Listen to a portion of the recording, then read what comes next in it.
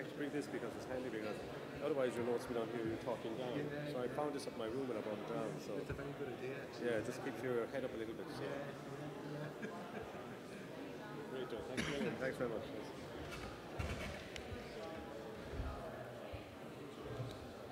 These are mine. These people, these papers.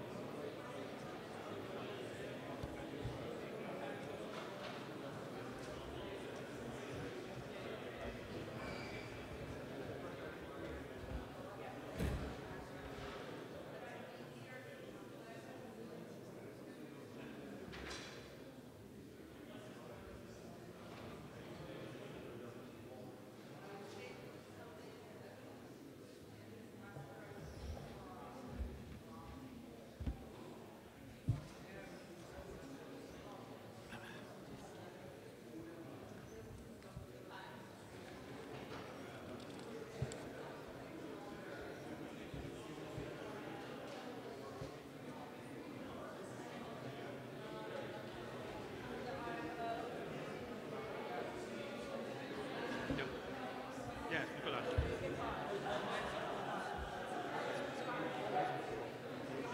All right.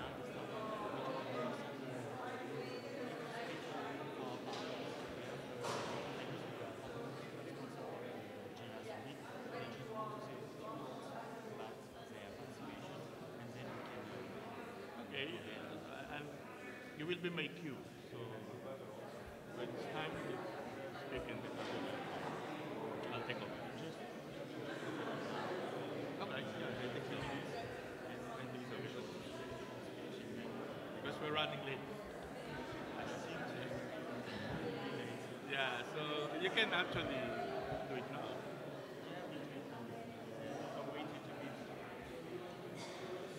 Yes.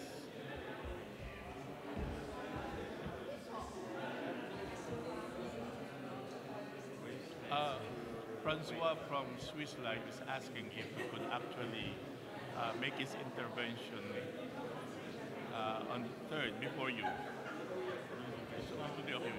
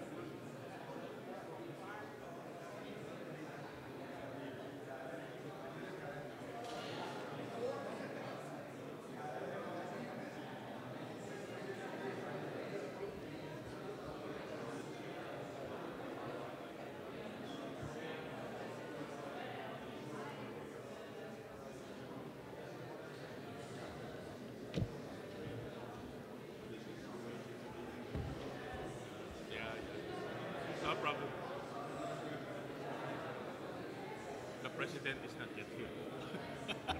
And Francois is not yet here. So we have to wait for the Secretary General. Yep.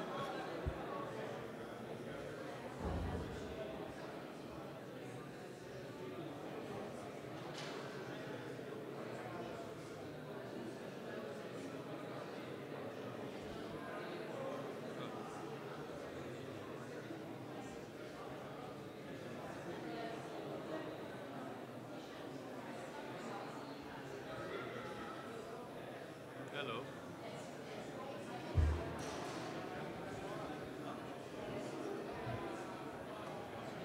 Susan, I'm Father Herminio. Yes. How are you? Yes, I'm up. Ah, good you remember me. Thank you. Thailand. No, I wasn't there. Was there an IFCO in Thailand? Oh, that was a long, long time ago. Yeah, I think so. My first time was in Brazil in 2012 and Melbourne and then yeah, San Paulo. That was in 2012. And then Melbourne 3 years ago. And here. Yes, yes.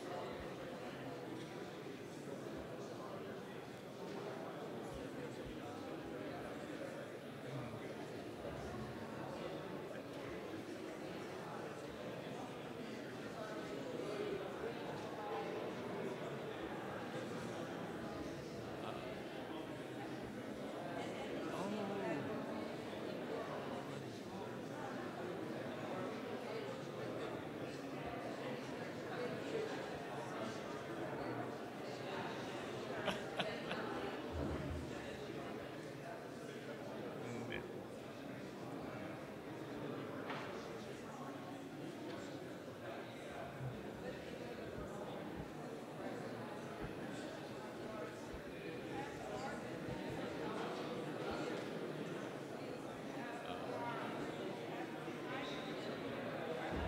I know, I don't remember. That's good to have a very short memory.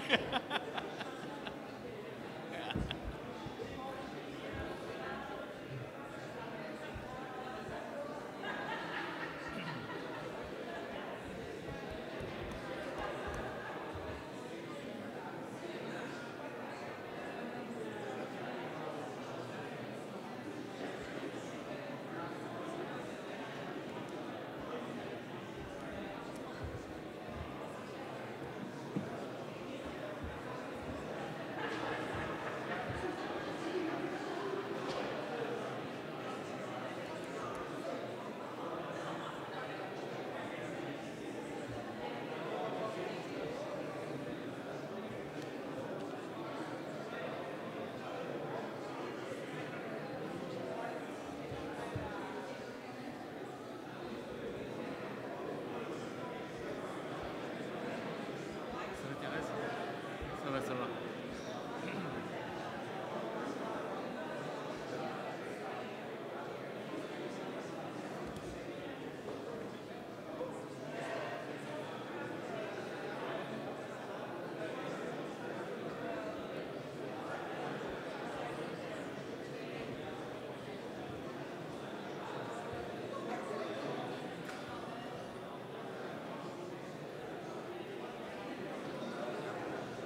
Ouais, là on va y aller. Ouais, je vois ça. Alors après, c'est Herminio. C'est. Voilà, après, c'est Trocker, Michael, Thierry. Voilà. Alors là, je fais le petit truc pour les startups rapidement.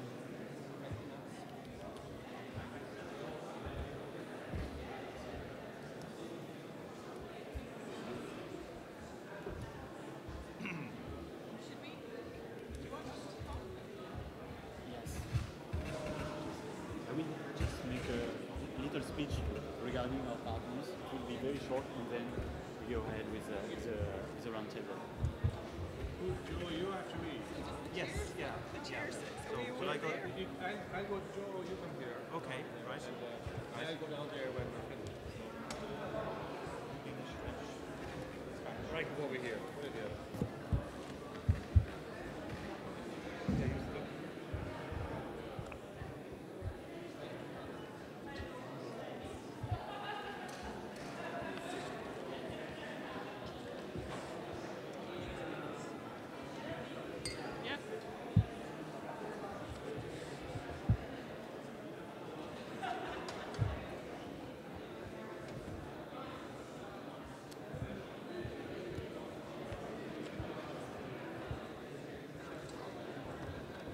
I don't know if you.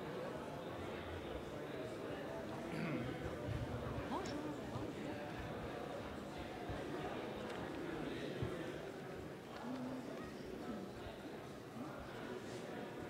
Bonjour à tous.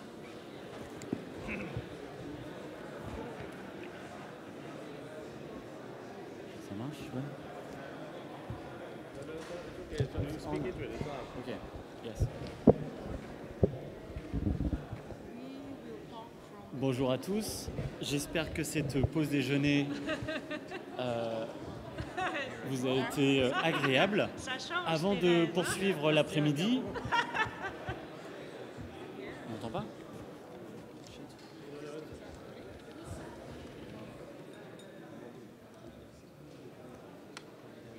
Okay.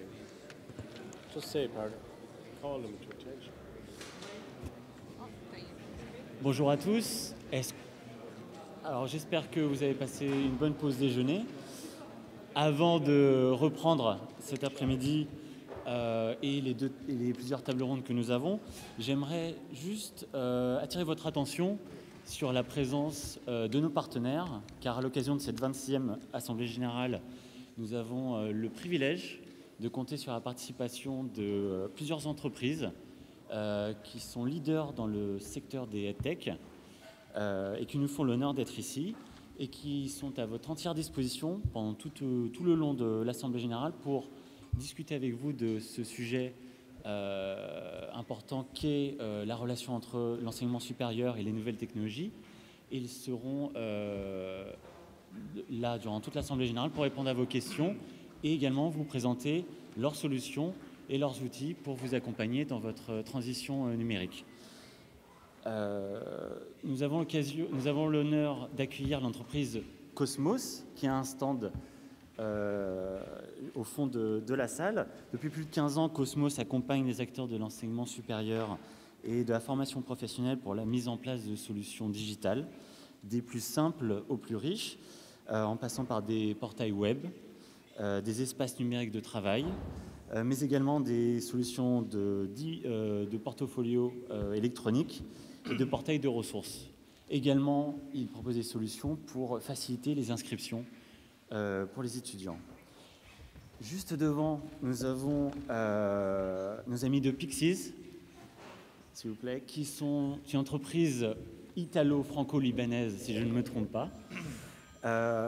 Cette entreprise a pour objectif, à travers sa plateforme, de s'attaquer aux inégalités liées aux problèmes d'orientation que subissent les jeunes et les étudiants dans le système scolaire et universitaire actuel.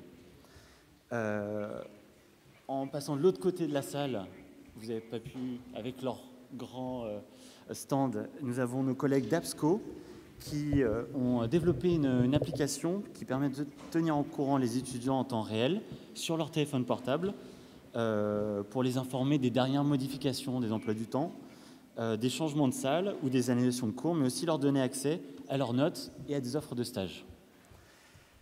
Au milieu de nos collègues de Belgique, l'entreprise WooClap, qui est une plateforme web qui permet de dynamiser les cours grâce à l'utilisation de smartphones en amphithéâtre.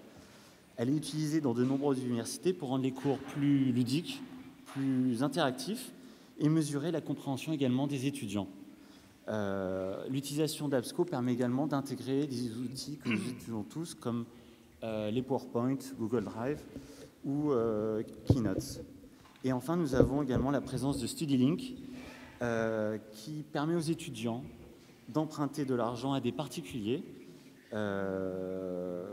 depuis 2016. Et à travers leur site internet, cette entreprise permet de faire le lien entre les prêteurs d'épargne et les étudiants pour faciliter justement le transfert de fonds.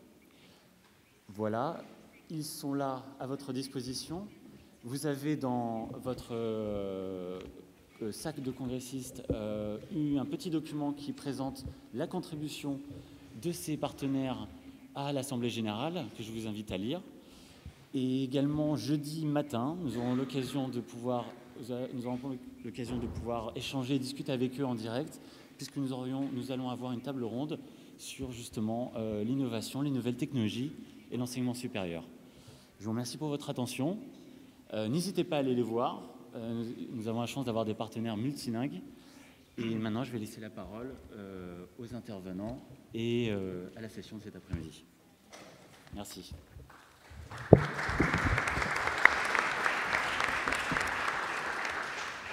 So thank you, Nicholas. Last year, April 2017, in his TED Talk, the Pope quipped, and I quote, "How wonderful would it be if the growth of scientific and technological innovation would come along with more equality and social inclusion. How wonderful would it be if solidarity, this beautiful and at times inconvenient word, were not simply reduced to social work and became instead the default attitude in political, economic, and scientific choices, as well as in the relationships among individuals, peoples, and countries." Good afternoon, my dear brothers and sisters.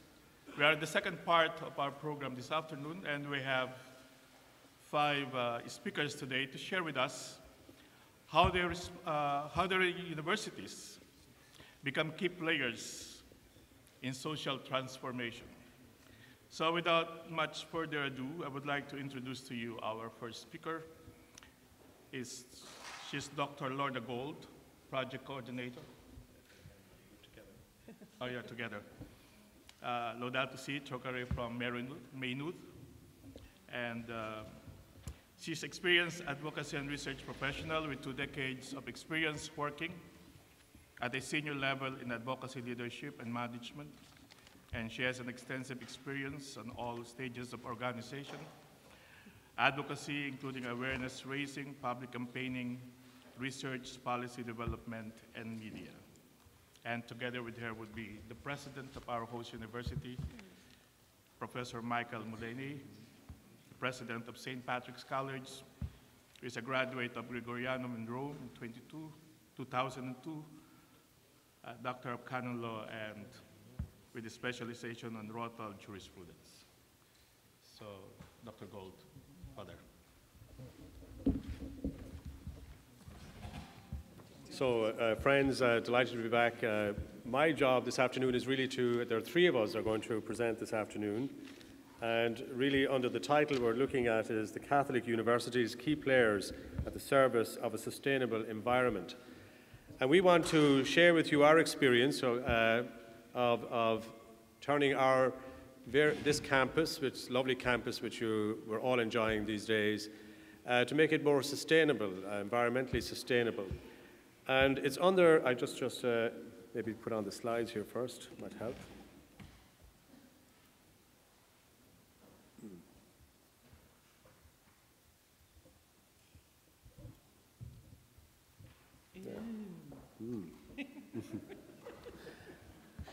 So maybe get it to work next. There we are.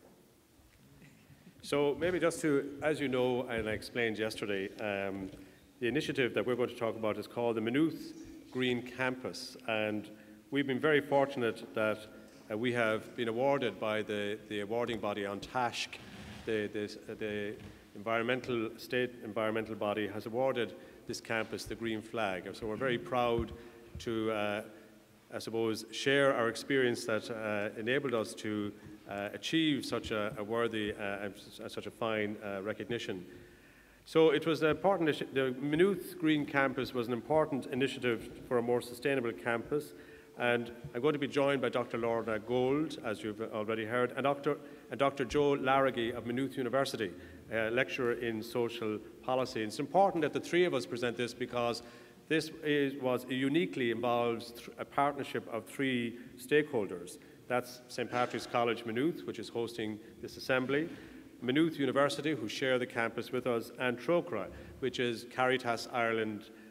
So we have, and in that regard, so we've worked together for the last number of years to achieve the Green Campus Award. And I suppose working together, we have, there's a number of challenges that we were facing with that when we started out. The challenges have been one of the, as you can see from the images and the buildings around the north and south campus, being an old and new campus present a lot of challenges for us. So over the last 5 years when the project was underway. But it's also, I suppose the other thing is, even though it's an old and new campus, it also had a very variable kind of ecosystem between the different places. So they presented various challenges and opportunities in relation to environmental sustainability. But sharing the same campus to our strength also was the fact that we share a lot of the services, such as the estates and campus services, energy management, and grounds department. So the partnership was also between the three of us was a logical approach to the work that is undertaken on several fronts, and we were very keen to play our part with the others. The other, I suppose, factor was that we were also one of the fastest growing, the Maynooth University was one of the fastest growing universities in the country. It's a young university in many ways, even though it was incubated really in St. Patrick's College at one stage, but it's only 21 years old with rapid student expansion. However, it's also one of the most socio-economically inclusive universities. So it's an exciting place to be at the same time. So the other reason why the other feature was this was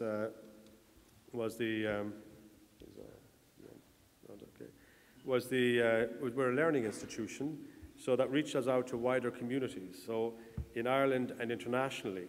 So we're aware of the vital urgency in addressing environmental issues, not solely in our planning and day-to-day practice, but also more importantly in making a contribution to society through our work, the work of our scholars in teaching, research and engagement with the wider community. And also the fact that we have not only a national university, a state university, but we have a pontifical university, which offers modules in climate change and Laudato Si, that give a theological context for looking at this issue. As a seminary, we have a great responsibility in forming future, not priests, but also in the Pontifical University, lay people who will work in parishes, who will also be great, we hope, messengers, evangelizers with the message of Laudato Si. So the Catholic Church and indeed all faith organizations are hugely important to bringing people together at a global and local level, and Maynooth is playing its part. And also through Dr. Lorna Gold, who is also very much a climate activist, we were able to have a major conference here in 2015 with Trócaire, St. Patrick's College Maynooth and Maynooth University, again which highlighted, it was a very successful conference on climate justice from evidence to action, which drew up to about 400 participants to the campus in June of 2015, and also has been followed up, as Dr. Lorna Gold will explain in her part of the presentation, in a significant piece of legislation which began as a result of that conference and actually was passed by our Parliament only just shortly, and Lorna will speak about that. So it's really my job just to set the context, and Dr. Joe Larraghy and Dr. Lorna Gold will now present the detail of our project. So.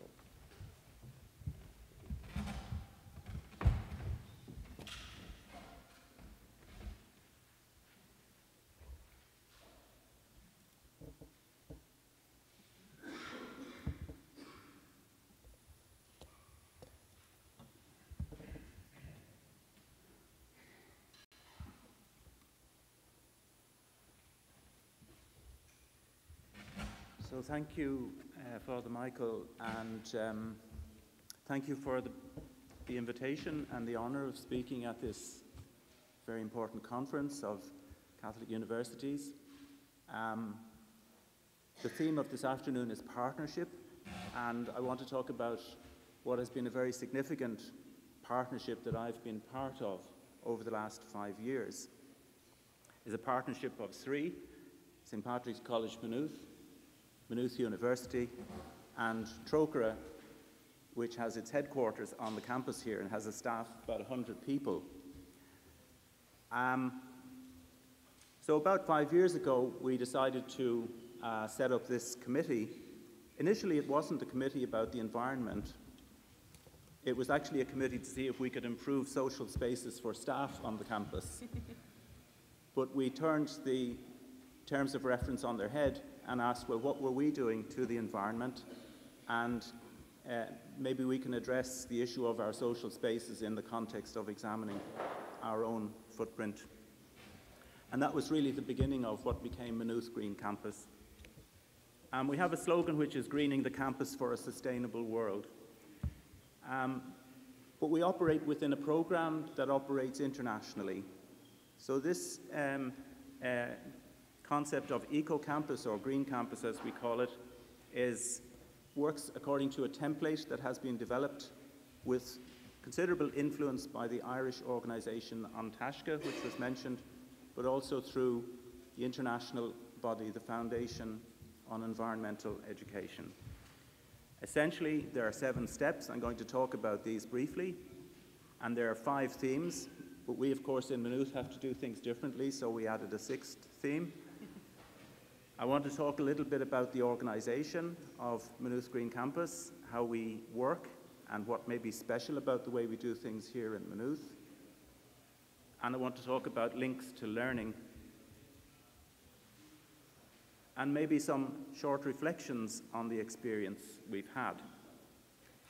I also have a section on achievements, but I don't think I'm going to have time to talk about the achievements.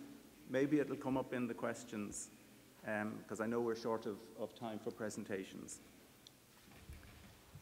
So in April of this year, we were very proud to be awarded the prestigious Green Flag, which is awarded by the Foundation for Environmental Education. And we were awarded the flag under every theme that we can submit an application under. So that means biodiversity, energy, waste, water, travel and transport. But we added another theme, which is climate justice. And for those of us who are involved in Maynooth Green Campus, it seemed important, fundamental, to have climate justice there as a theme. It's like the sheet anchor for the whole project. It's what makes the connection between the global and the local happen. So the Foundation for Environmental Education operates internationally since about 2003. Its headquarters is in Copenhagen, and it is responsible for the Eco-Campus program. And the first university in the world to receive the Green Flag, or the Eco-Campus flag, was University College Cork, which is another Irish university. In the Irish case, An Taisce operates the program on behalf of the Foundation. And we were awarded the flag, as I say, in April of this year. So we registered in 2013, and we adopted the template which is used by campuses in Ireland and around the world, which involves 7 steps, a partnership approach, a range of 5 themes, although in our case it's 6, and after that really it's up to us. There's a great deal of flexibility in how you do Green Campus. Some universities have relied on their estates department. In our case, we've adopted a different approach. It's much more citizen-led, and the development of campus citizenship has been the driving force, and I would say the key distinguishing factor in the case of Maynooth. So what are the steps? First of all, you set up a committee. You conduct an environmental review. You see what you're doing on waste, water, energy, and other themes. Then you develop an action plan. Over time, you try to implement the action plan, and you monitor and evaluate progress.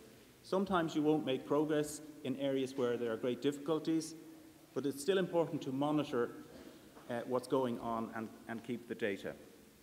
Then to develop links to learning, so link what we're doing as a committee on the campus to what's on the curriculum and what's going on in terms of research and public engagement. To inform and involve the campus community and the wider community, and to adopt a green charter. In other words, a statement of principles and objectives which are guiding principles for the campus. So what are the 5 themes that we have? Biodiversity was an obvious one for Maynooth. It's such a beautiful campus. There's so much biodiversity around here, and we have many people doing research on environmental themes. We have a very strong research centre on bees and pollination currently, and they are contributing greatly to the work on biodiversity. Energy, of course. Electricity is a huge factor in things like global warming.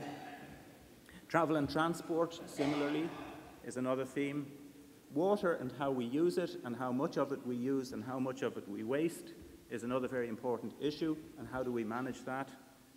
Waste itself, the amount of refuse produced by a growing campus with over 10,000 students, you can imagine there's a lot of waste there. So how do we reduce that? How do we recycle more of it?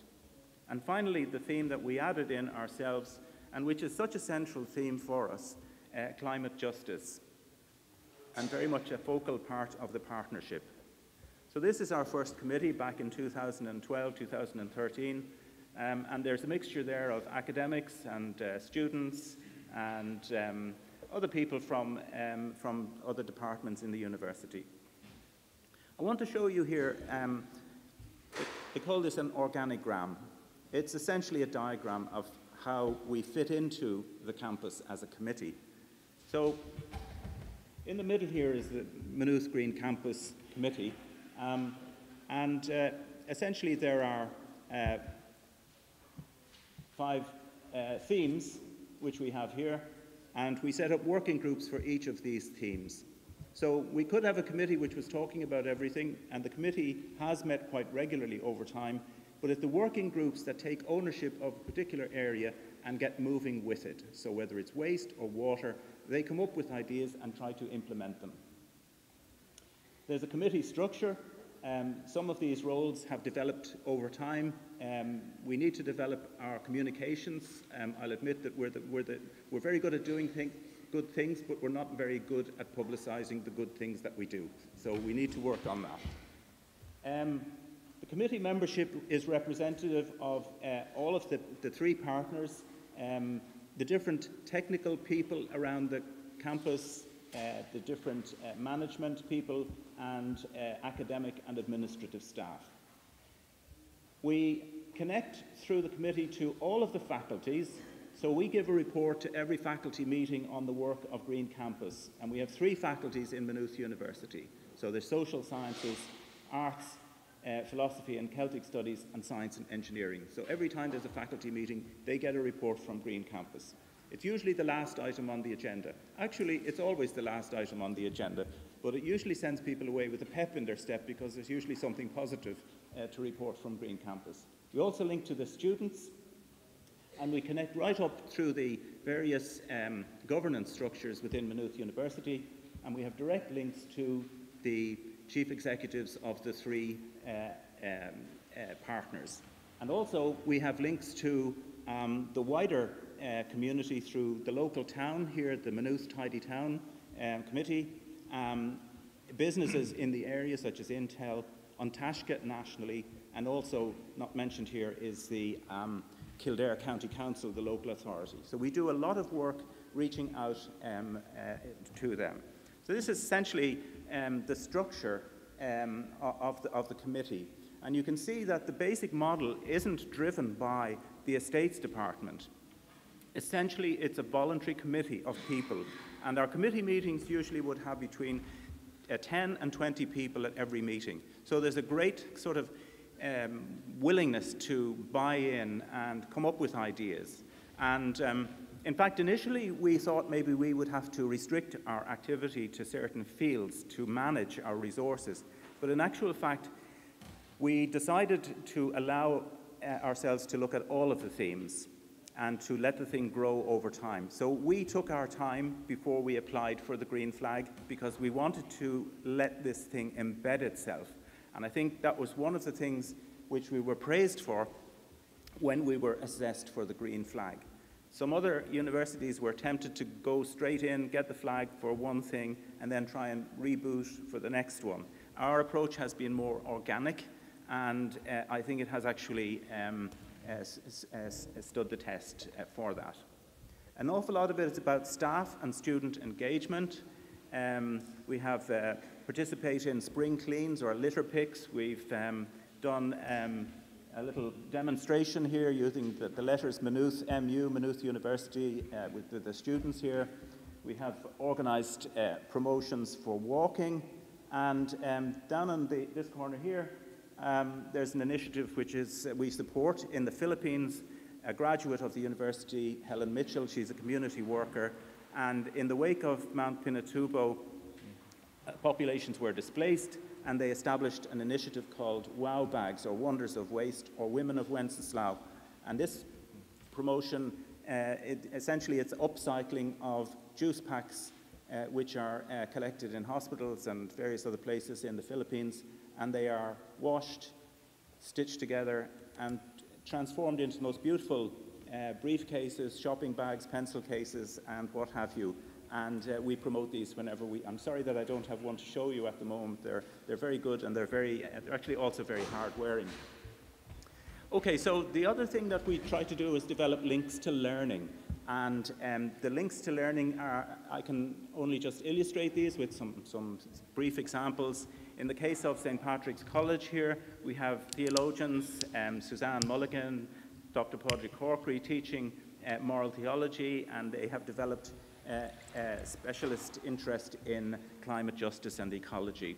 In the area of social policy, Lorna here has actually devised a new module which is taught in the social science degree on environment, sustainability and social justice. Similarly, in sociology, there are courses on ecology and society. We actually have a wide range of activities going on all of the time, in particular making use of the campus as a site. We have a lot of educational activities.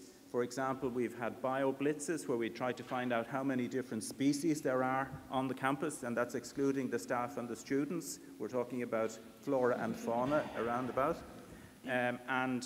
We've participated in those initiatives. And we're developing our knowledge of biodiversity on the campus. So we're developing an app at the moment so people will be able to know what tree they're looking at, what's going on around them in the environment, and to make them more generally aware. We've had guest speakers, climatologists from the UK and internationally, giving seminars from time to time. We have 60 bird boxes have been put up all over the campus in order to promote nesting by birds. We also have promoted bat nesting with bat boxes. This is the rooftop of the education building just across the road here, and on the rooftop they have a garden. So this education building, they're training primary school teachers, and they have a garden on the roof, and they show the students how to grow radishes and herbs and various things like this. And of course, the campus as a whole, being a biodiverse site, provides a wonderful parkland and an opportunity to educate future primary teachers who will take that knowledge to the next generation. So these are just some examples. So Freble, geography, biology, great things going on in all of these areas. We are very fortunate to have on the campus some of the world's best experts on climate change. Professor John Sweeney was a co-recipient of the Nobel Prize in 2007 for the work of the Intergovernmental Panel on Climate Change. Professor Peter Thorne here is going to lead the physical science report in the next round of the Intergovernmental Panel on Climate Change. So he will be editing and reviewing all of the physical science research produced across the globe for the next report. We have other scientists here working on hydroclimatology, paleoclimatology, and we also have experience of working with universities in Zambia and Malawi, developing a master's program for civil servants on climate change. And these are just examples of the diverse range of research and teaching expertise that we have. These are, again, more people involved in activities. This is Jim Carolyn, who heads up research on bees, our photographer, Students' Union, there's Lorna, our secretary, Dorina Bishop. She's not actually a bishop. And then we have other staff here. This is Kieran Coffey, who is our expert in energy. And so we have really a lot of very diverse people, and they all work together. And there's a very good atmosphere. So one of the steps that we have to take as part of the Green Campus Initiative is to develop a Green Charter. And this Green Charter is only as good as it is. It's very much our effort. It's not set in stone, but it works for us. Essentially, we want to promote environmental sustainability and climate justice. We want to bring out the global significance of local action. And we want to promote a wide range of activities to that end. In Maynooth, we have a special emphasis on climate justice. We regard climate justice as a key issue because it is the wealthiest countries and the wealthiest people who produce the most amount of greenhouse gas emissions, and it is the poorest people in the poorest countries who suffer the worst effects of global warming.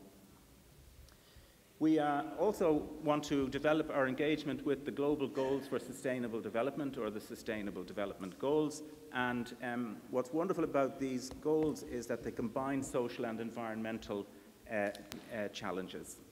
And we want to encourage and support action by students and staff and work in alliance with the wider community. So that's essentially what we do. Finally, just a couple of reflections about the university and the environment. Universities are exciting places. You can do wonderful things in a university, on a campus. They are places where there are ideas. They are places where you can connect the global to the local. We can do a great deal in relation to things like environmental justice because we can link the social sciences and the physical sciences, and we can develop public engagement around these. And this is really the key to awareness and motivation. Is focusing on the justice issues is really at the very core of getting anything seriously done about climate change, or indeed any other major environmental challenge today. So we want to mainstream sustainability into the campus, into the curriculum, into what people are teaching.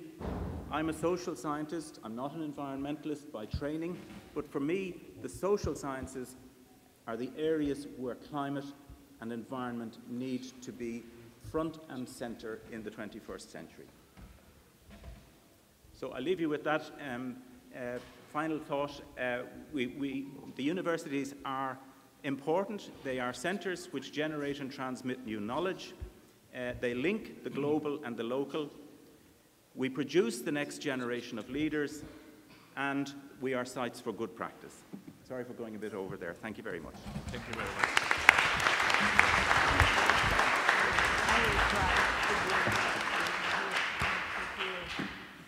So I'm just going to speak for a few minutes just to highlight the question of climate justice. Why is it that we decided here on campus to focus on climate justice and what the impact of that work has been so far?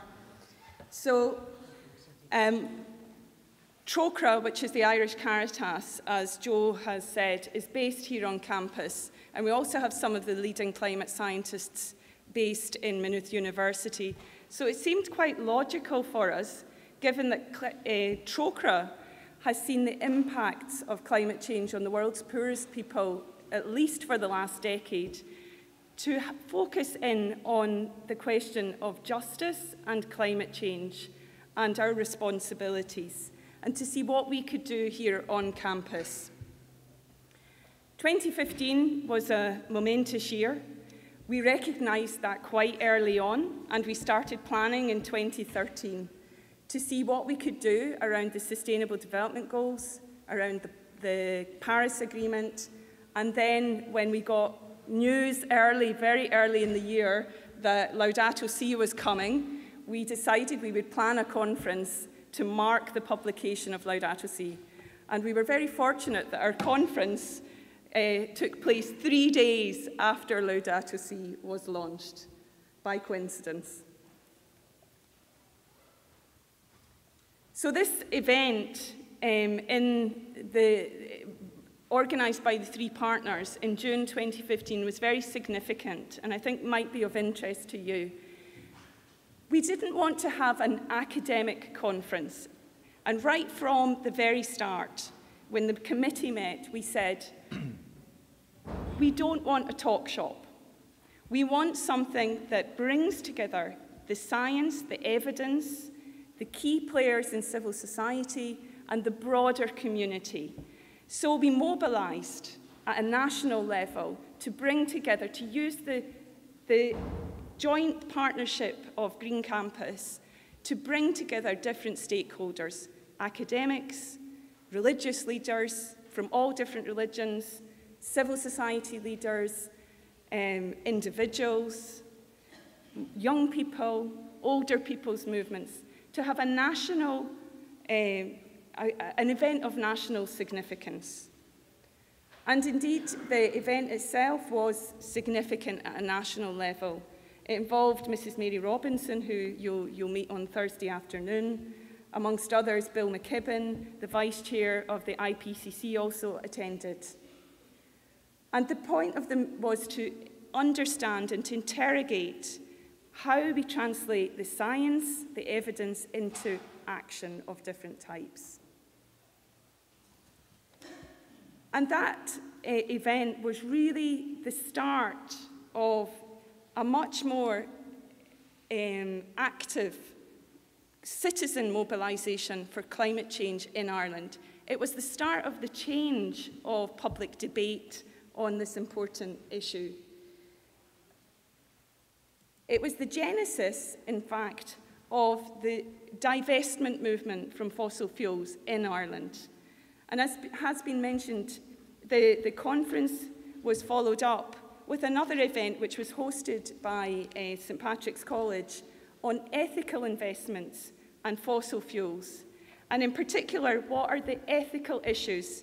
And you might have seen this document. It was circulated yesterday, and there's some copies today, which was the outcome of this seminar in St Patrick's College and with the Green Campus.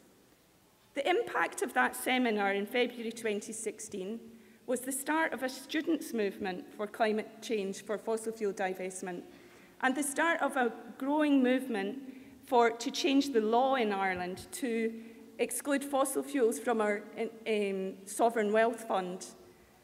And that initiative culminated, and also a movement to divest the church from fossil fuels, the Catholic Church in Ireland. Each of these has taken on a momentum of its own, and only 2 weeks ago, the Irish Parliament voted on the back of a campaign that started in Maynooth to change the law and to put in place a new law and become the first country in the world to divest its sovereign wealth fund from fossil fuels. Our work continues on campus, and we really see the significance of building citizenship amongst our students and conscientising students on climate change and climate justice. In February 2016, we held a student summit on climate change. and produced some wonderful artwork. This is just the wall that was produced on that day, the graphic harvest from on the theme of saving our common home. We also have various different meetings and opportunities to engage with students, and Joe has already talked about some of the initiatives we have to bring this Green Campus into learning opportunities. And we link our work on climate justice very much to social justice, because they're inseparable. Unless we change our economy and change our models of progress in society, we can't achieve social justice into the future. So from this last year and then this year, we have very much engaged with Social Justice Week, and we hope that this will be something that will continue in the future. Thank you very much.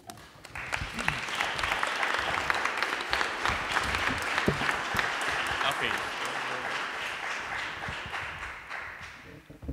May we hear the intervention from? Excusez-moi, je m'interpose. Normalement, j'étais censé parler après vous, mais malheureusement, je dois vous quitter dans quelques minutes puisque j'ai un avion qui m'attend et mon employeur m'a mal habitué au fait que les horaires étaient respectés. Donc, j'avais pris les timings un peu différemment. Je vais être très très rapide. On m'avait demandé d'évoquer les liens éventuels ou pas d'un partenariat avec l'entreprise, université catholique et entreprise. Je veux dire, dans université catholique, il y a université, il y a catholique. Université, on peut dire des choses équivalentes pour toutes les universités. Vous les avez évoquées là, on les a évoquées ce matin. Je pense pour moi, il y a deux thématiques. En termes, il y a les étudiants. Et au niveau des étudiants, ce qui se pratique beaucoup en France et de plus en plus et qui fonctionne très bien, c'est ce qu'on appelle l'alternance, c'est-à-dire la faculté de faire ses études en partie en entreprise et en partie dans l'université ou dans l'école. Et ça, c'est quelque chose qui se pratique de plus en plus et qui est un vrai atout de création de partenariats, puisque vous avez l'étudiant qui va passer soit 2 jours par semaine, soit une semaine tous les 15 jours, enfin peu importe, mais en gros un mi-temps en entreprise et un mi-temps à l'université ou en école. C'est très formateur. Nous, en tant qu'employeurs, on est très demandeurs. Le point qu'on pourrait probablement faire progresser sur cet aspect-là, c'est le lien entre le manager de la personne en entreprise et le professeur référent ou l'enseignant référent à l'université. Ces liens-là manquent peut-être un petit peu, mais nous, ça nous apporte beaucoup en termes de meilleure compréhension du fonctionnement en université ou en école, et je pense que l'université, ça donne aussi des éléments sur qu'est-ce qui est attendu en entreprise ou pas. Le deuxième point, c'est la recherche, j'ai déjà évoqué ce matin. Un des points importants, c'est de dire en quoi les travaux de recherche d'une université peuvent servir l'entreprise. Je vous rappelle, peuvent amener des éléments qui vont conforter l'entreprise dans ses choix et qui vont l'amener à faire des évolutions et des investissements plus spécifiquement liés au développement durable, à la RSE et tous les points qui sont en lien avec cela. Et ça va être lié à la preuve de la valeur. C'est un mot assez classique en entreprise, la rentabilité, la preuve de la valeur, l'intérêt, même si c'est sur long terme. Les entreprises sont capables d'investir sur long terme, mais il faut qu'il y ait des éléments de preuve qui soient derrière. Ça, c'est université. Ensuite, il y a catholique. Est-ce que catholique, ça change quelque chose? Est-ce que la RSE catholique, c'est la même que la RSE tout court? Est-ce qu'il y a des éléments différenciants? Dans le monde français, que certains d'entre vous connaissent bien, qui met la laïcité à un niveau très élevé, ça rend la relation encore plus compliquée. Pour une entreprise comme la mienne, avoir un partenariat avec une université ou un institut catholique, c'est compliqué, puisqu'on va m'accuser, entre guillemets, de sortir de la laïcité. Donc ça donne, alors je connais moins les schémas dans d'autres pays, je pense qu'ils sont moins tendus sur ce point-là qu'en France, mais ça me semble un élément intéressant, que ce soit la situation française où ça rend la chose peut-être plus difficile ou d'autres situations, c'est un élément important à mettre en avant. Pas forcément de manière évidemment spécifiquement religieuse ou prosélyte, c'est pas l'enjeu, mais en tout cas de dire qu'est-ce que ça donne comme idée ou comme point de vue différent sur le monde et sur ce à quoi le monde peut être amené à vivre et à faire demain. Et les entreprises sont porteurs de ça, sont souvent demandeurs. Elles ont du mal à le faire. Quand c'est religieux, elles ont du mal à l'accepter par les points que j'ai évoqués, mais ce n'est pas impossible. Dernièrement, dans notre entreprise, on a fait venir un philosophe. Alors évidemment, philosophe, ça passe mieux que théologien, mais ça ne veut pas dire que demain, on ne pourra peut-être pas faire venir un théologien ou de plusieurs confessions différentes. Et donc ça, c'est des points aussi, je pense, où les universités catholiques, pour le coup, ont quelque chose à apporter. Voilà, je vous remercie, je fais très court. Merci beaucoup. Merci encore beaucoup de votre invitation et bonne fin de cette Thank you, Pierre. So we go to the next one. We have Dr. Ivana Marino, the Vice Rector for Extension and Community Affairs of the University of Faye in San Paulo. And she has served at the university after 2 years as Dean of the Chemical Engineering course, and her involvement in different organizations would certainly help us understand how a university engages with other corporations and local partners. Doctor. Need to find my presentation.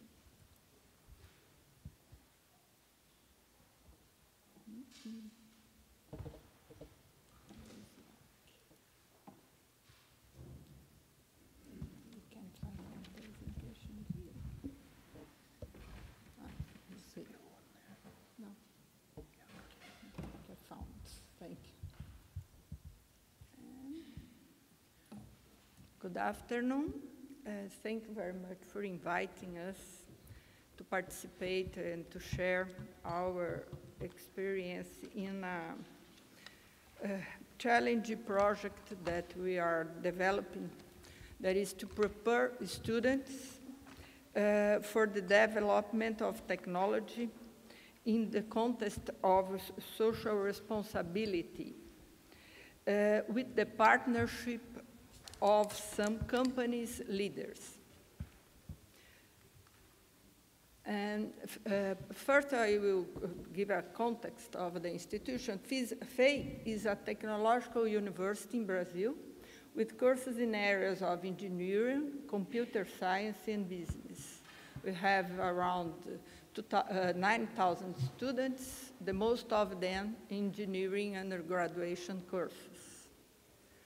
And FEI was created in 1941 by a Jesuit priest, Saboia de Medeiros, with the partnership of business people and executives to meet the challenge of educating professionals for a growing industry. In that time, the Brazilian industry was just starting. FEI was created in São Paulo City, and after around 20 years, it was transferred, the FEI's engineering courses were transferred to São Bernardo do Campo in the neighborhood of São Paulo to meet the requirements of an automotive industry implemented in the region. So FEI grew alongside the city of São Bernardo do Campo. São Bernardo was a small city at that time. The automotive industry came to the city. FEI went there at around the same time, and we grew together with the city. Although a technological institution, FEI manifests its Catholic and Christian identity, being a center of creativity and transfer of knowledge for a well-being of humanity, prioritizing human development, ethics, and citizenship.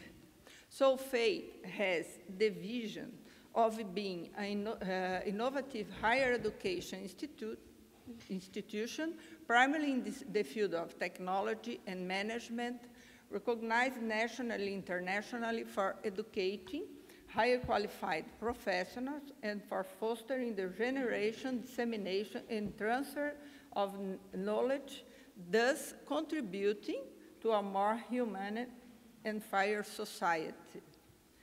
But when we think about being innovative, we may think about doing or applying new technology or offer new services.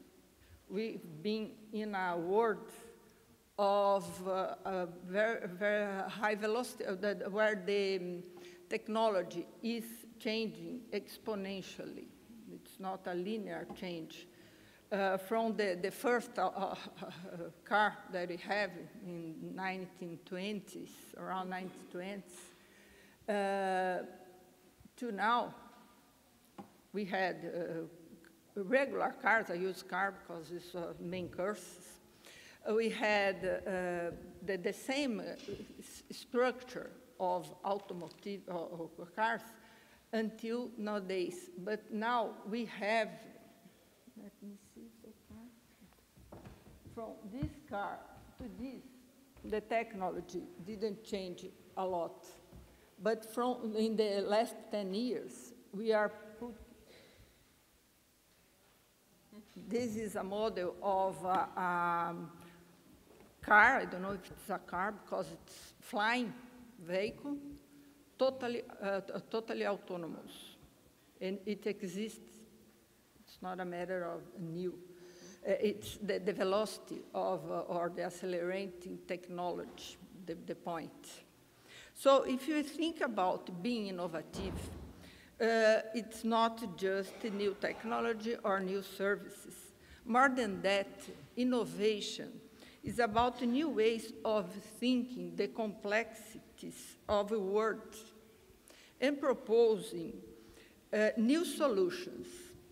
If you are living in a moment of accelerating technological changes that bring us some uncertainties about the future, simultaneously, we can foresee many opportunities to learn and search for new solutions for better quality of life.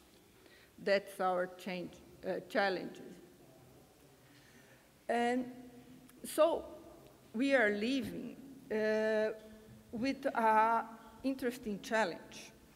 That is how to educate people into becoming highly qualified professionals and better human beings, able to be protagonists in the high-speed disruptive transformation in the society that we are living, creative in searching solutions to complex and unstructured issues, still unknown through technology that does not exist yet, and for the better quality of life.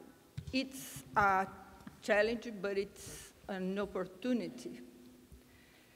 To meet the vision and challenge of being innovative, we implemented a project called FEI Innovation Platform. The innovation platform has the aim of leading a cultural and organizational change which will permit to achieve higher level of education and research, preparing professionals to be protagonists and creative in the search of new solutions for the future needs of society.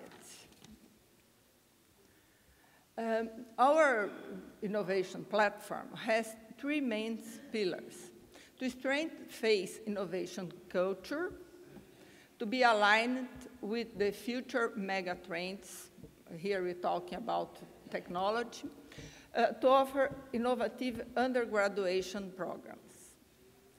The idea is inspired, visionary, and community. And besides the platform, FEI has an innovation agency that is responsible for the interaction with economic and public agents committed to technological innovation, about research, about service with the industry and related. But in the platform, we have our main partnership. That's the theme of this part of the conference. So we have two main paths of governance in the platform. We have the executive group, the Innovation Platform Coordination, under the supervision of FEI's president, that is responsible for the implementation of innovation agenda and internal processors and things related. But we have an orientation committee that has some contributions that is, with the FEI leaders to establishing strategic paths for the implementation of the platform, guiding the executive group. and proposed themes and trends, contribute with the vision of future, the opportunity and the risks with the technology and the accelerating technology, referring people to share their own experience and inspire our students as a result. The members of the Orientation Committee have been important partners in our strategic project, mainly in the discussion of future and mega trends. The Orientation Committee has the presence or is part of the participation of leaders, president, vice presidents, and CIO of great companies in Brazil, international, most of them, as Siemens, Bayer, Ford Motor Company, Bosch, Embraer. Embraer is a Brazilian company for the manufacture of airplanes. McKinsey, Evonik, General Electric, and others are part of the Orientation Committee, also professors from other universities and fields of experience or expertising. For example, we don't have a course in the area of health, so we need other partners.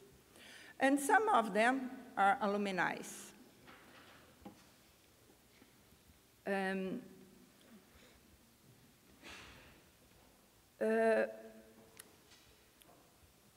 We are living in a world where the technology seems to be developing exponentially, and it's hard to guess what is to come as new technology development, new projects, and new jobs. We have the challenge to prepare students to participate actively in the development of innovative solutions, even if we are not sure what will be the future problems. However, we need to prepare students to act as protagonists in the construction of the future. Firstly, students need to be prepared to learn continuously and autonomously. And for that, they need to have a solid scientific knowledge. It's not a matter of not teaching them engineering or any basic science. But secondly, students need to be aligned with the future trends and aware about their potential and in contributing with science and technology to driving regional and world efforts toward a better quality of life for more people. At this point, the Orientation Committee of our platform has a strategic contribution sharing their views of future, both the one regarding new solutions or the risks implied in new advances. So, through rich and free discussion between phase leaders and Orientation Committee, we established the mayor's future megatrends to be explored or discussed between professors, students, and leaders, company leaders yearly. So the megatrend that we choose or we established to work is mobility and connectivity, water and food and safety, energy efficiency, health and well-being technology, sustainable development, manufacture, and intelligent industry, and new materials. In order to discuss these trends with the community, including professors and students, we created the FEI Innovation Congress Megatrends to the year of 2050. In this annual event, where we invite some important governmental, academic, media, and business leaders to share their perspective and view regarding a specific theme, we selected the theme and we Yearly, we choose one of them. In 2016, we talked about innovation, Internet of Things, connected mobility. Here we have the participation of the Ministry of Science and Technology in our Congress. In 2017, we have, the theme was smart cities and countryside for a better quality of life. We have a discussion with leaders and students, plenaries and round tables and a lot of activities. For this next year, or these years, 2018, the theme will be technology for a life with quality beside 100 years old, job, health, and well-being.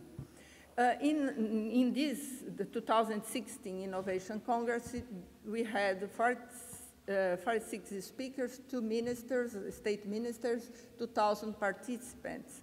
And these are companies that share their experience and view with our students.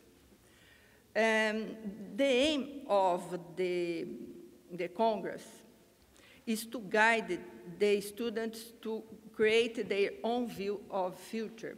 It is not a technical Congress or a scientific. It's not a scientific Congress or academic Congress. It's just to guide students to create their own view of future and show them that they can be part of the construction of a better world. As an outcome of our new position, FEI has been participating or contributing with an important, in an important forum with other players as National Federation of Industry, Brazilian Association for Engineering Education, and the Education Ministry to discuss and propose new engineering courses guideline. It's expected new engineering graduates to be prepared to meet new technology challenges to contribute into Brazilian society, social and economic development. That is a figure of our platform, and the partnership with the leaders of company has the aim of bringing to our students inspiration and about how they can participate in the construction of a better world for all, using their area of knowledge that will be engineering and technological development. That's it. Thank you.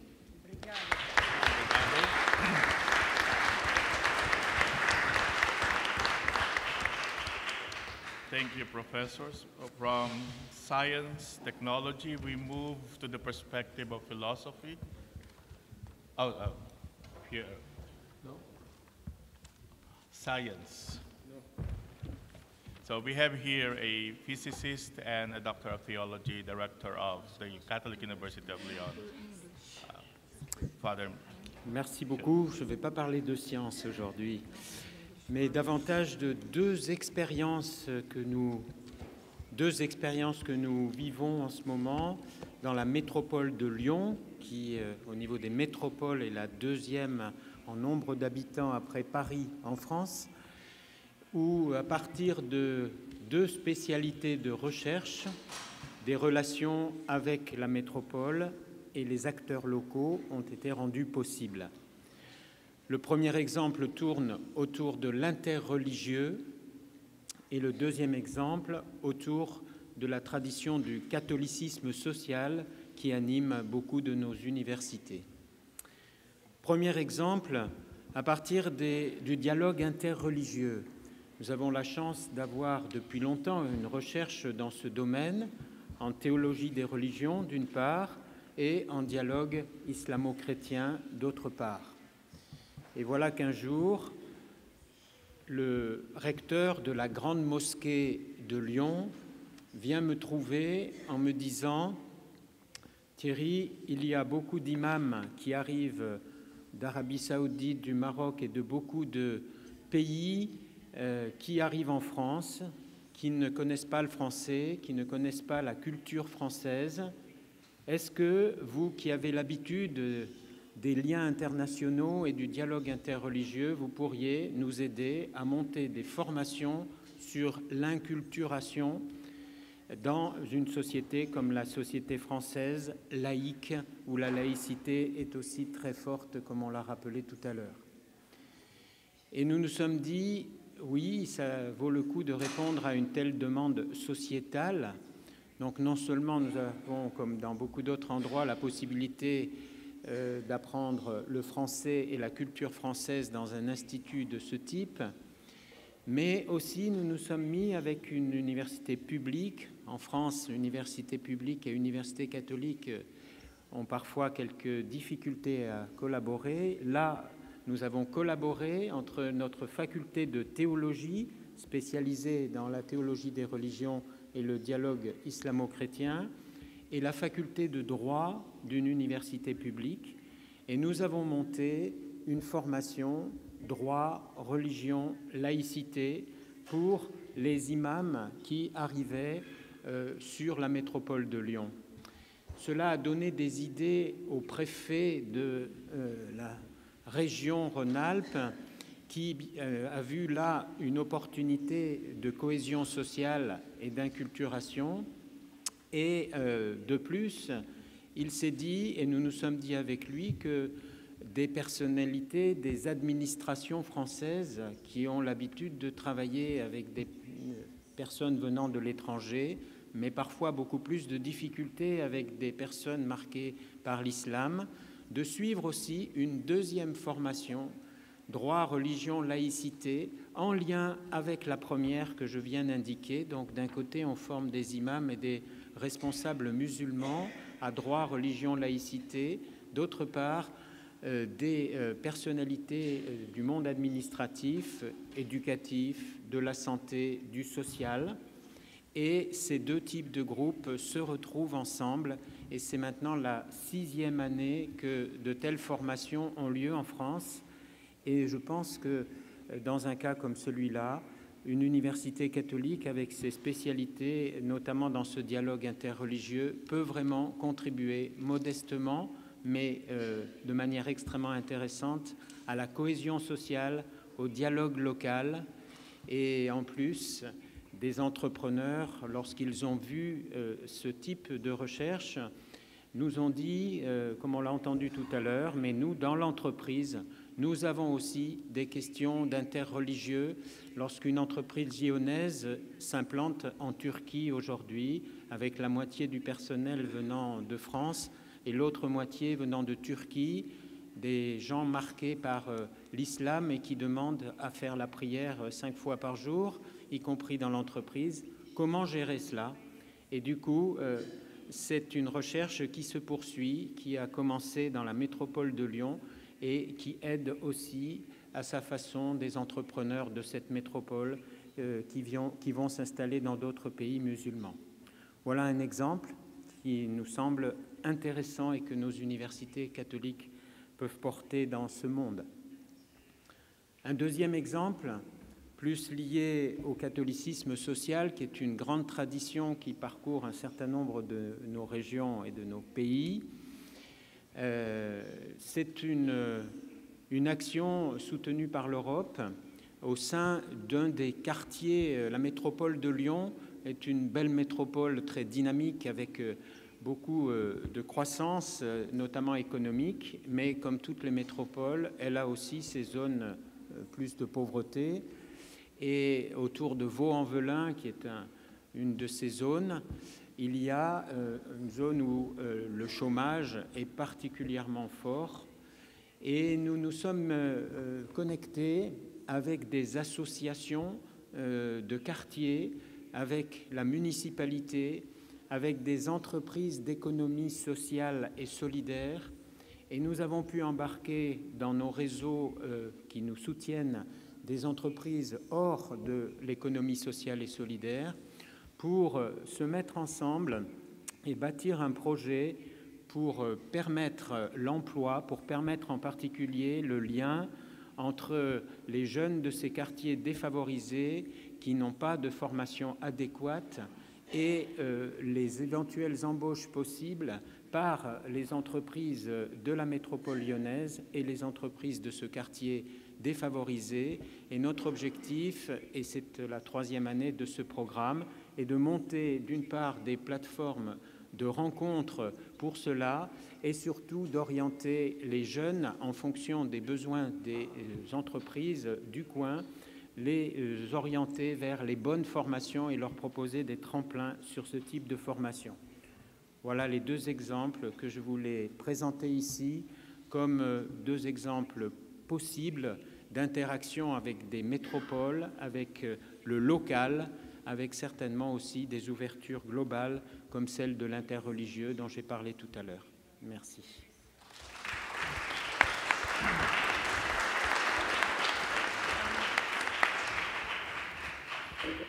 Thank you, Pierre. So we reserve the last for a philosopher. So, Professor Chantal, Rector of St. Paul University in Ottawa. Est-ce que vous m'entendez bien?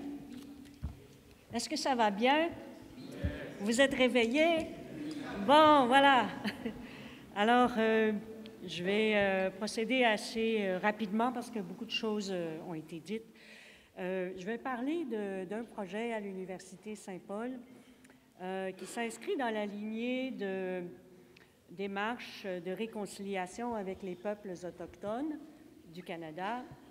Nous sommes une vingtaine d'universités catholiques au Canada et nous avons toutes soumis un projet, plusieurs projets pour répondre aux appels à la réconciliation avec les peuples autochtones. Donc, toutes nos universités ont proposé différents projets qui sont très intéressants. Je vais vous parler d'une autre à l'Université Saint-Paul. Nous avons une école de psychothérapie et de spiritualité qui opère depuis 42 ans. Et nous avons une clinique de psychothérapie qui offre des services à la communauté. Nous sommes la clinique de psychothérapie la plus importante dans la région de la capitale nationale d'Ottawa. Nous répondons à 12 000 appels par année. Et donc, c'est un endroit pour les étudiants de maîtrise et de doctorat de mettre en pratique leurs habiletés. Et nous avons aussi un programme de maîtrise et de doctorat en psychothérapie. Nous avons reçu une demande du gouvernement pour répondre de manière urgente à une crise dans une communauté autochtone au nord de la province. Une petite communauté qui vit des crises qui sont liées au traumatisme intergénérationnel causé par les écoles résidentielles et aussi la dépossession culturelle. Ça se manifeste par des suicides, des abus, de l'inceste, des dépendances, mais surtout, ce qui est très triste, des suicides d'enfants. Alors, à certains moments, il y a des enfants qui vont commettre des suicides, toute la communauté est en crise. Alors, c'est compliqué au Canada parce que les Autochtones sont soumis à une loi infantilisante par rapport aux communautés autochtones qui font en sorte qu'ils sont soumis à l'autorité du gouvernement fédéral. Et donc, le gouvernement fédéral nous a demandé d'envoyer des psychothérapeutes sur place pour aider à résoudre la crise. C'est habituellement la façon dont ils fonctionnent. Malheureusement, c'est une façon qui ne convient pas. Les personnes, les intervenants vont, ils restent là 2 semaines, ils repartent, après d'autres viennent. Donc, il n'y a pas de ressources durables Il n'y a pas non plus la possibilité de bâtir la résilience au sein des communautés. Et donc, nous avons refusé de participer à cette demande, mais nous avons fait une contre-proposition au gouvernement en disant que nous aimerions mieux contribuer à la formation des personnes autochtones pour qu'elles deviennent elles-mêmes psychothérapeutes et participent elles-mêmes à la prise en charge de la communauté et à une plus grande résilience. Donc, nous avons pris 3 ans à bâtir des liens avec les communautés autochtones, ce qui n'est pas une mince affaire, étant donné que nous sommes une université catholique et que notre répondant canonique est une communauté religieuse qui a contribué elle-même à l'administration des écoles résidentielles et qui a aussi été accusée pour des abus commis auprès des personnes autochtones. Alors, pour nous-mêmes aussi, c'était une démarche de réconciliation, se rencontrer dans la vérité avec les gens et aussi accepter, en toute humilité, d'entendre les récriminations et la souffrance des personnes qui ont vécu les abus. Alors, c'était très difficile pour nous, très souffrant aussi pour nous, mais une écoute empathique et qui proscrit la défense des intérêts permet de développer la confiance entre les personnes. Et c'est à raison de cette confiance qu'on a pu établir un partenariat avec un groupe qui couvre 41 communautés et puis un collège, donc préuniversitaire autochtone. Et nous avons bâti des passerelles du programme préuniversitaire vers le programme universitaire, mais nous avons surtout conçu le curriculum ensemble et nous avons fait place à l'intérieur de notre curriculum au savoir autochtone. Ce qui n'est pas une mince affaire non plus, ce n'est pas nécessairement gagné d'avance, même si on est une université catholique et qu'on a une faculté de théologie, que nécessairement on est prêt à faire place à des savoirs autochtones traditionnels qui ne rencontrent pas nécessairement les normes de la science occidentale. Donc, il faut apprendre à faire preuve d'humilité, d'écoute, en fait, c'est de flexibilité, d'agilité, d'ouverture d'esprit, et puis aussi d'être patient, parce que la confiance, ça se bâtit au fur et à mesure. C'est pas vrai que tout à coup, parce on veut aider, que tout à coup, ça va se faire tout d'un coup. Donc, il faut accepter qu'il y aura des revers, des pas en avant, des pas en arrière. Donc, il faut nous-mêmes faire preuve de résilience également dans tout ça. Donc, je ne vous dirai pas tous les détails, mais je peux vous dire que cette collaboration s'avère extrêmement fructueuse et elle a donné lieu à des réponses très, très innovantes aux besoins des communautés parce que ce sont les communautés elles-mêmes qui ont participé à l'élaboration de ces formations. Donc, il y a une formation, en fait, qui est un séjour de répit pour les intervenants qui sont déjà dans les communautés et qui souffrent de burn-out de compassion, à force d'être traumatisés et retraumatisés tout le temps. Donc, ces séjours de répit vont se faire sur des thématiques particulières, servent à briser l'isolement des intervenants et servent aussi à les alimenter dans les meilleures pratiques. Autre profil, ce sera des formations additionnelles pour les gens qui ne sont pas des psychothérapeutes, qui travaillent dans les communautés, par exemple les enseignants, les infirmières, ça peut être un travailleur social ou d'autres qui travaillent auprès des gens pour les habiliter à l'écoute active et la relation d'aide.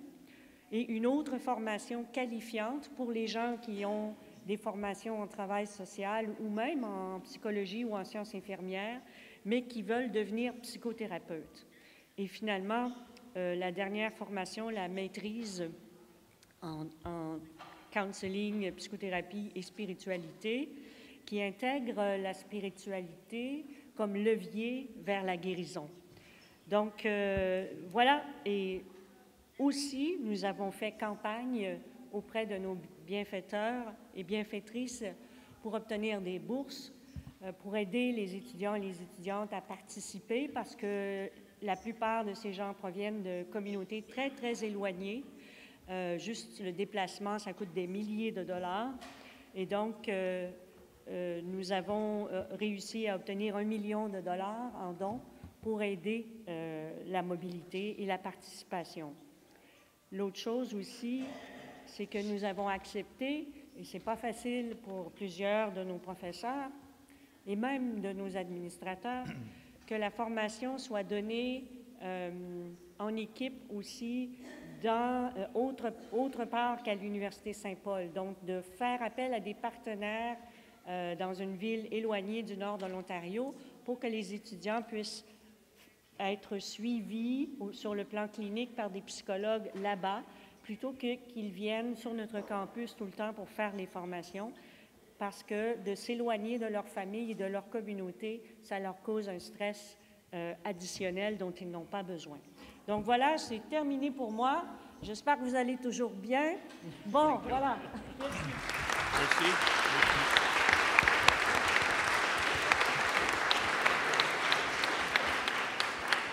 Sorry, we are running out of time, so we can only accommodate 2 questions from the body. Only 2 questions. If you have none, well and good. Oh, there's one from that side.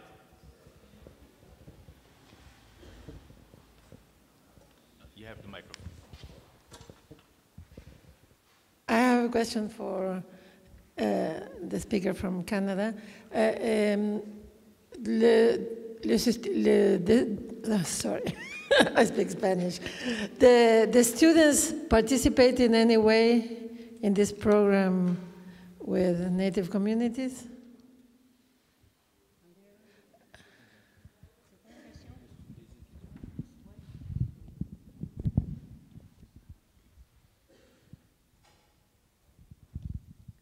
So is the question, are the current students participating?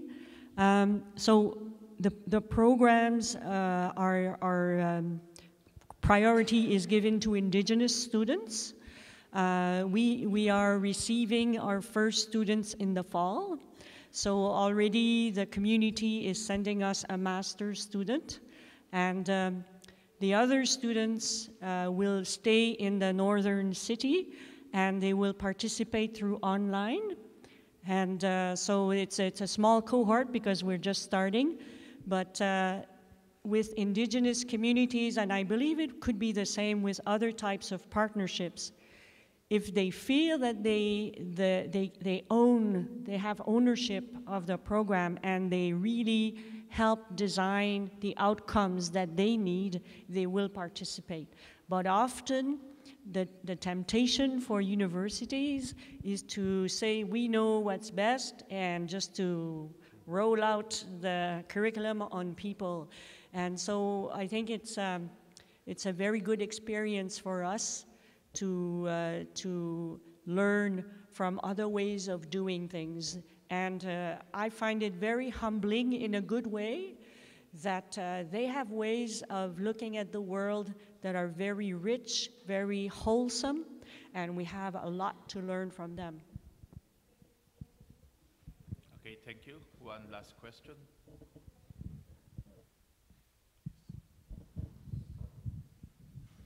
This is a question to the St. Patrick's. Really fascinated by the way in which you had presented the whole thing and feeling a little bit jealous as well. My question is regarding, is there any element of compulsion or mandatoriness regarding the student involvement and the faculty involvement? Had it been easy for you to get the faculty, the entire lot, involved in the process without making it compulsory for them? Are there additional tasks for the faculty in this process other than the typical teaching learning and research components which make them feel either compelled or happy to get involved in the whole process. Thank you.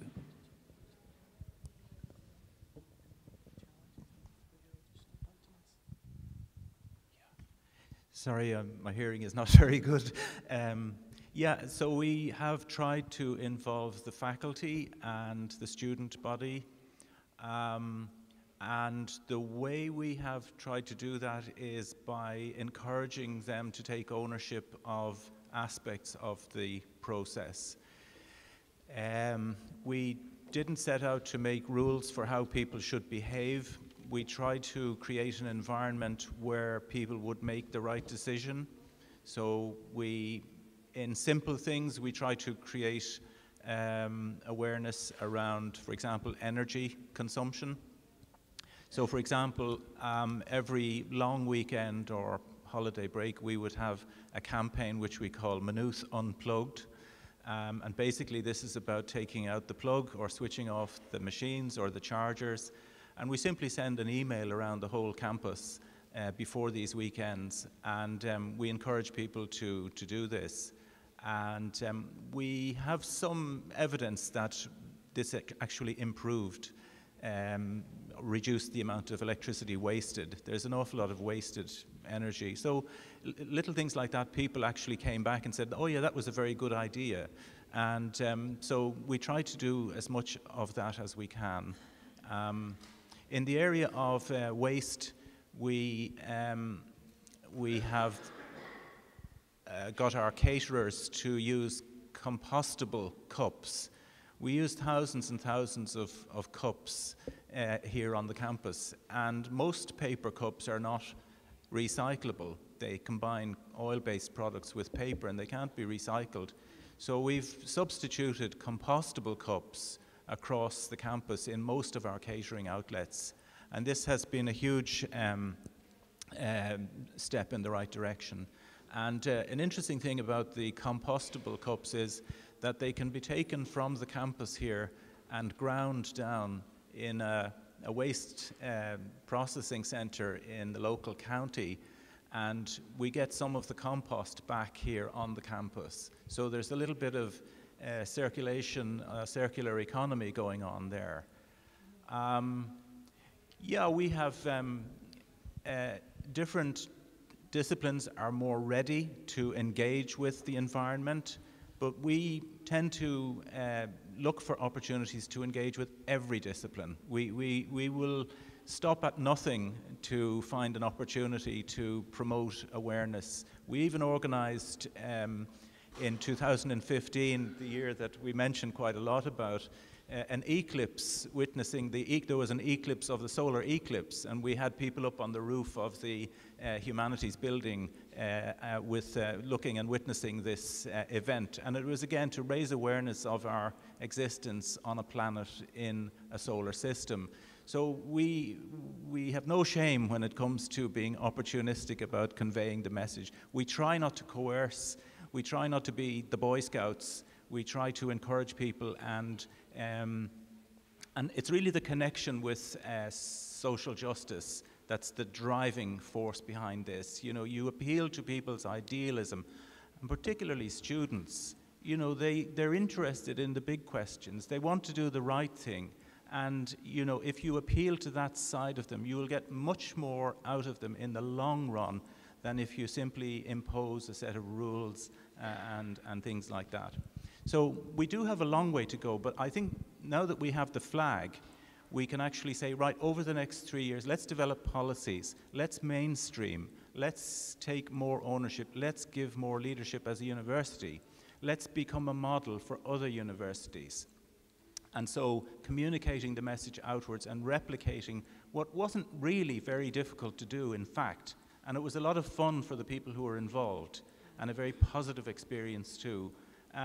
It shows that, you know, whilst we can become very despairing in the face of environmental degradation and climate change, you know, you have to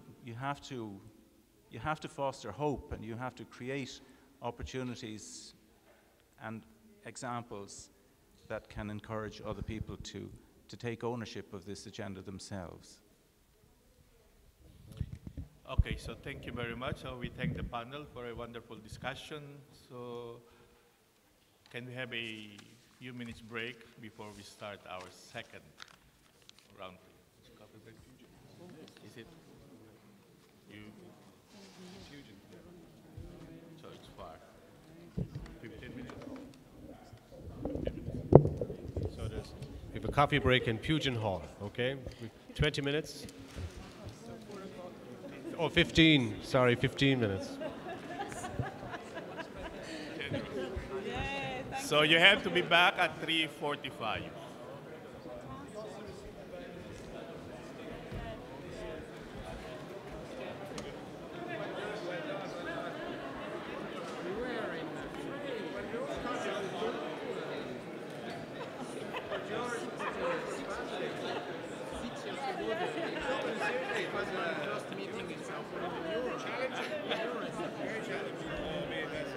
And really engaging with the history. Tough.